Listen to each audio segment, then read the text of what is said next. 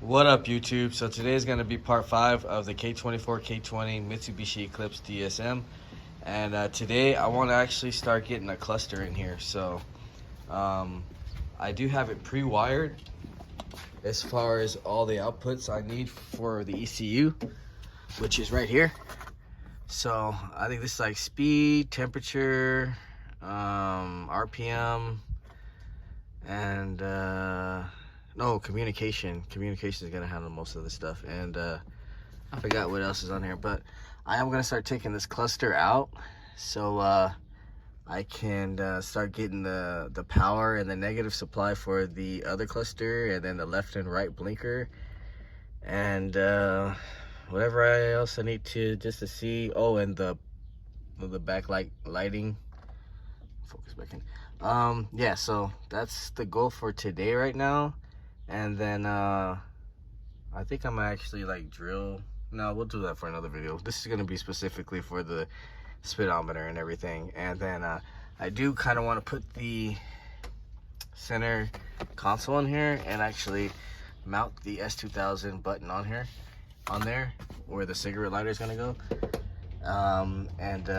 Yeah, just a quick little video to kind of get some things going while I wait for some parts to come in. So I'm gonna go ahead and we're gonna be running an 05 06 cluster. So let me actually go get that real quick and we'll come back. All right, so this is the 05 06 RSX Type S cluster. I like this one because it's still white face, so it kind of blends in. You might not even really tell. I did sort of pre-fit this one on the last Eclipse, just in case the S2000 wasn't gonna work and everything. Ended up being the actual cluster was actually, I think it was something wrong in an accident, so the actual speedometer wasn't working, but we did get all of the actual speed to actually work because VTEC obviously wouldn't work. So we got the pulses all the way out to the dash to the converter, but the cluster just didn't read it. So anyways, long story short, I tried this one and it did look like it was potentially gonna fit, so we're gonna try to do the test fit now. I might actually have to take off my steering wheel and everything, so I'm gonna have to figure that out. But yeah, this is what we're gonna be doing. If you do get one, make sure you get your pigtails.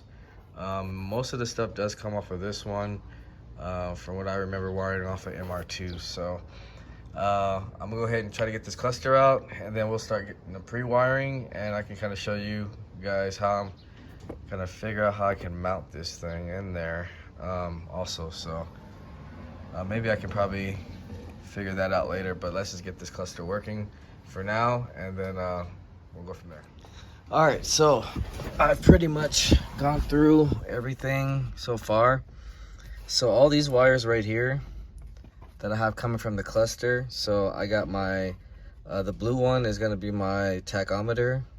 This purple one, which is blue, is actually a blue wire, just to let you guys know, from the actual e-plug. And then blue white is the speed, so that's this purple one right here. And then we got communications, which is this white green wire. So let me show you what this. So this is the actual plug right here off the RSX cluster. So we have the green white, that's going to be going to our communication, which is green white. We have, like I said, we got tachometer, which is blue, goes to blue. Blue white goes to blue white on the e-plug, which is our purple one.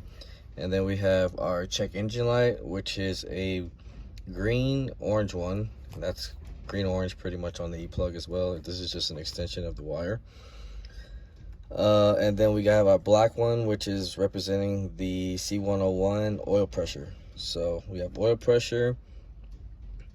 As far as that, coming off of this other plug right here.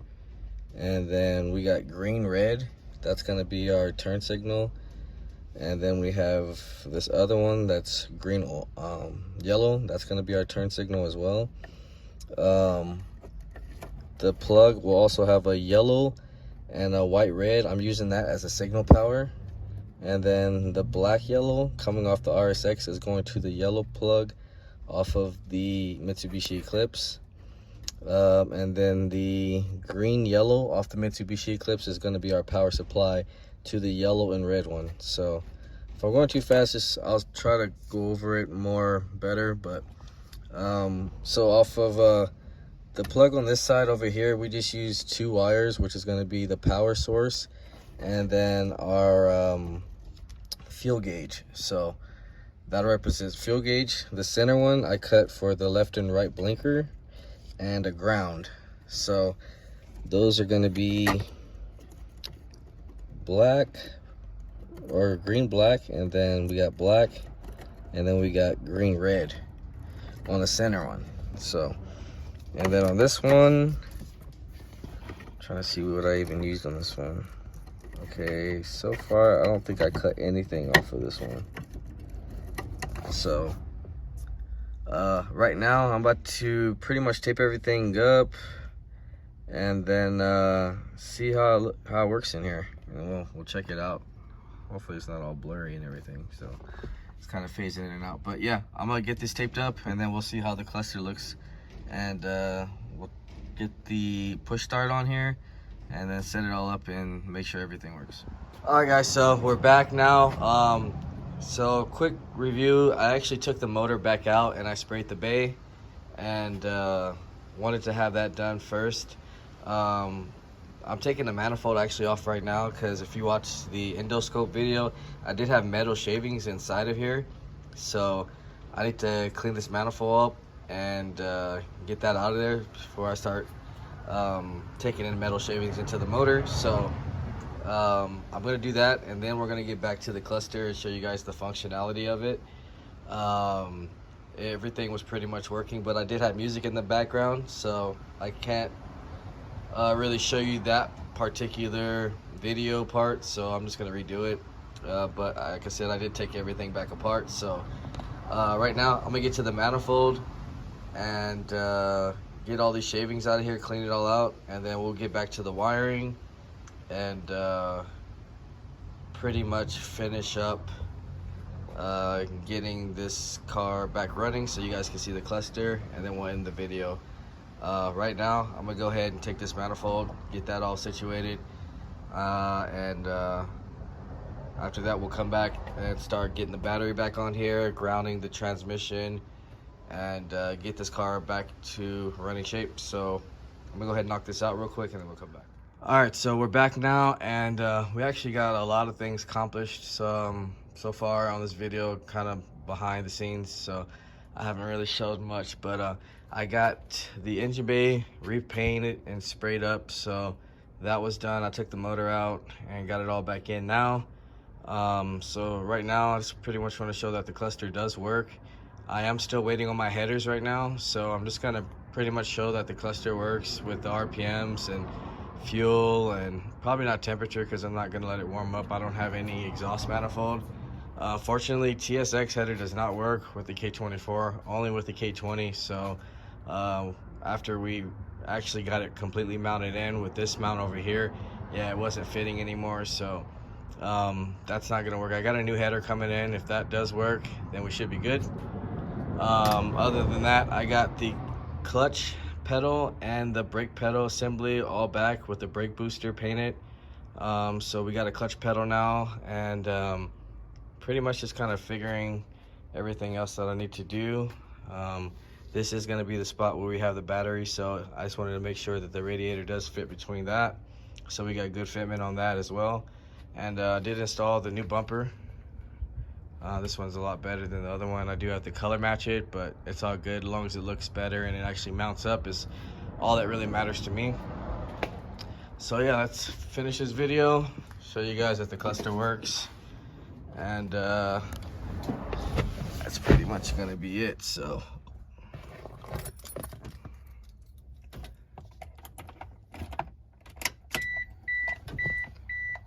we got our alternator, check engine light, oil pressure. Our fuel is basically almost as matched as the old gauge cluster itself, so that's pretty accurate where that's at. Other than that, let's see it start up.